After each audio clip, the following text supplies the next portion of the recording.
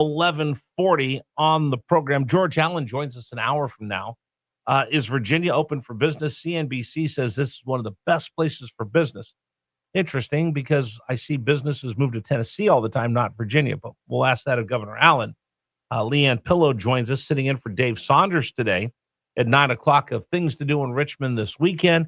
And we're going to get Tim Anderson on here in just a moment from the House of Delegates. So the big story that we started talking about earlier this week, and by the way, we had mentioned this during the whole, I don't want to say fiasco, but the long battle to get the budget, that this was all about, retail marijuana.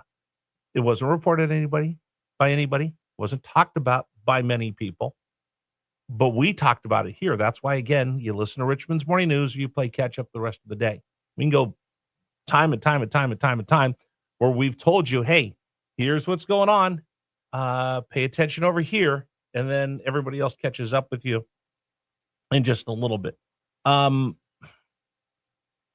Here's what I'll tell you, that I don't think anybody really understands what's going on as far as retail marijuana, because the state had rules in the books, transportation and all the rest.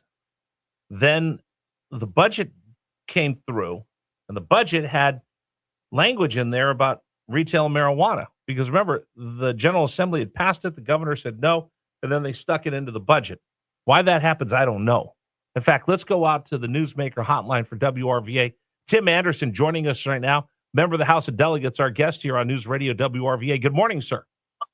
Good morning. How are you doing? I'm confused, as many people are, on what's really going on with the marijuana laws of the Commonwealth of Virginia. So you had a viral video that pointed out, and you showed the screenshots, you have the receipts of where we were, where this budget took us, and what we have in the middle. Now, everybody and their brother, Virginia State Police, Commonwealth's Attorney Services, they're all kind of backtracking. Well, wait a minute. No, we do have rules over here. There's confusion.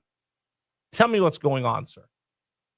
All right. So first off, I think it's important for everyone to understand that never in the history of the Commonwealth has an entire agency been established through the budget process. The budget is supposed to be on how we spend money, not how we create laws. And the Democrat General Assembly passed laws about how to make a marijuana marketplace, and the governor vetoed them. So in a desperate attempt to still keep this going this year, this priority, they showed it in the budget. And by doing that, they did it in an extremely sloppy and unprofessional way.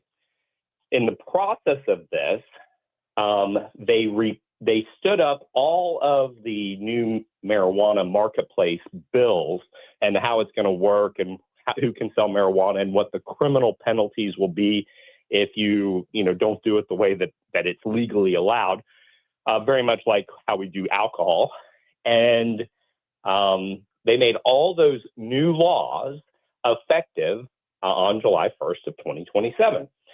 And then in just a extreme drafting error, sloppy drafting error, they said all of the existing laws in Virginia that deal with marijuana distribution and selling marijuana to kids, those are all repealed, but they did them in different sections.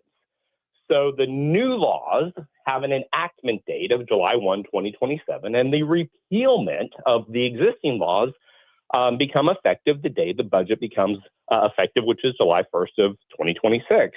So they did it. There's no doubt they did it, because the Code Commission yesterday announced that they fixed it, that they fixed the mistake that the Democrats created. Democrats have been denying. Senator Aird and her ilk and Krizak released some statement that anybody who's saying that there was even an error was spreading disinformation.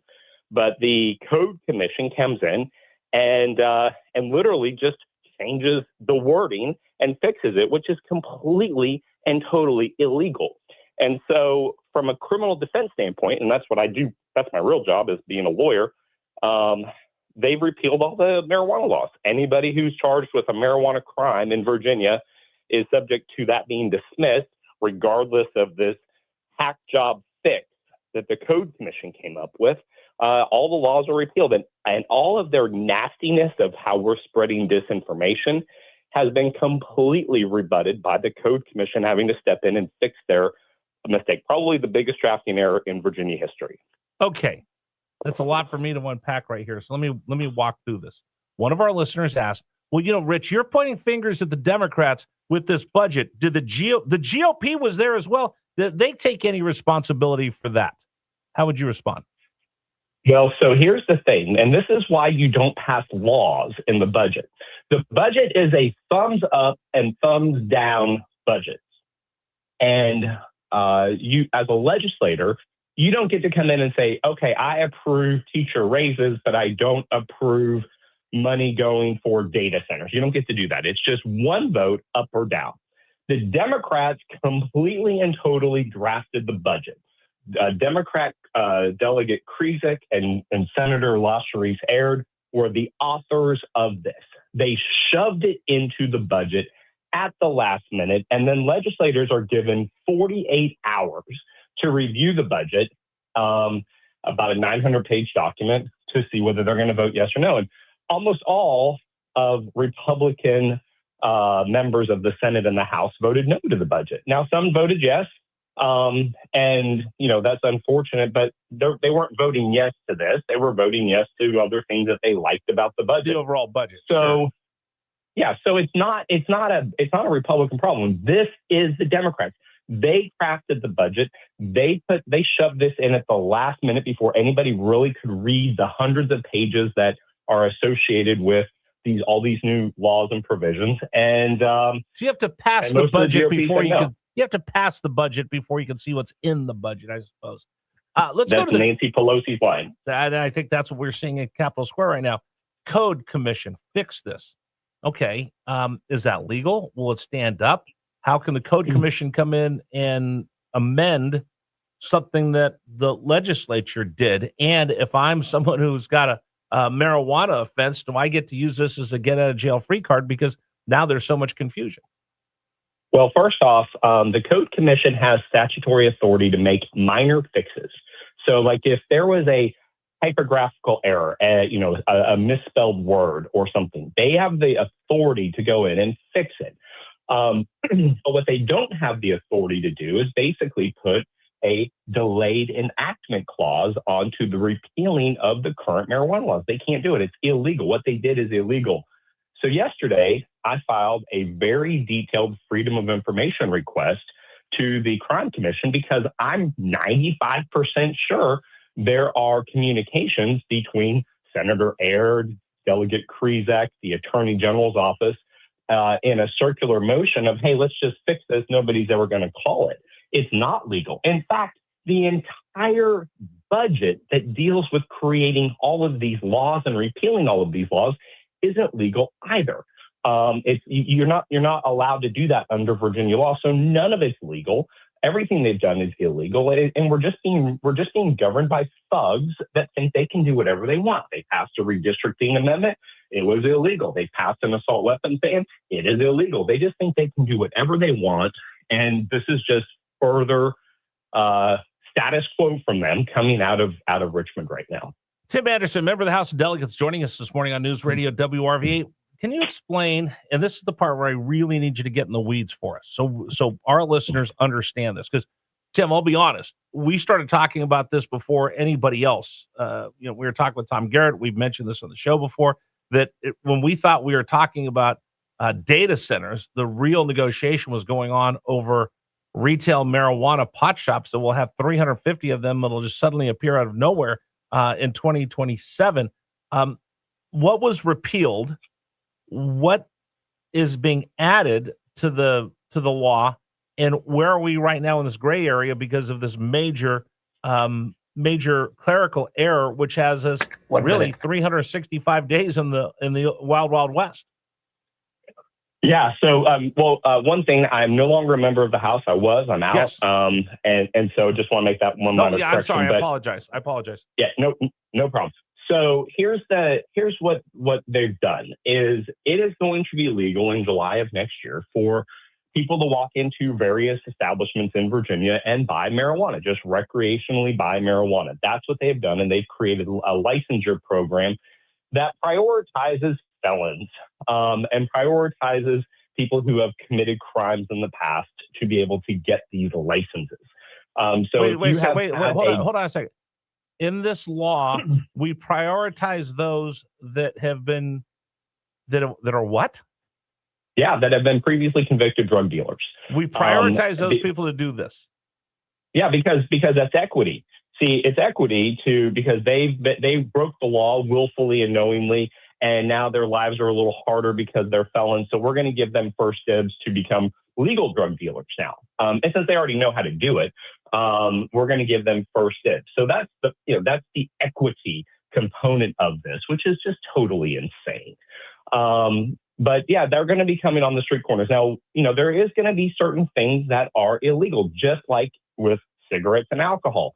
I can't go out to a playground and sell a child a pack of Bud Light. Can't do that. And no different would I be able to go sell a child, half an ounce of marijuana? Wouldn't be able to do that. So there's going to be restrictions about private people selling marijuana or importing marijuana, just like they do with booze and cigarettes. But all of those criminal laws go into effect on July 1 of next year. In the meantime, the current laws that deal with how everything works in Virginia now, which would stop me from going and selling marijuana to kids, those were all repealed effective July 1 of this year. So we're in a year gap. This will be fixed on July 1 of next year. But in this gap, if anyone is charged with a marijuana crime, a criminal defense lawyer like me has a very good argument to walk into court and say, Judge, I don't care what the Code Commission did and what shenanigans they're playing. The General Assembly repealed the laws that these people are being charged under. And that is going to put it, I've said that. The Commonwealth attorneys have said that. I know they've backed off of that because they're getting huge political pressure from, out of the governor's office to back down from this. But the reality is, as a criminal defense lawyer, that anybody who's charged with marijuana has all but a guarantee to get it dismissed in court because those knuckleheads repealed the law. And that's just where we are in Virginia. And I don't care how many names Senator Aird calls me or any of the other senators. They don't understand how the law works. They don't understand what they're doing, and they've repealed the laws. And we have a huge tool now as defense attorneys to run this up the flagpole. Wow, this is just the bizarro world I'm living in. This really is the bizarro world. Former member of the House of Delegates. I want to make sure I get that right. Tim Anderson joining us here on News Radio WRVA.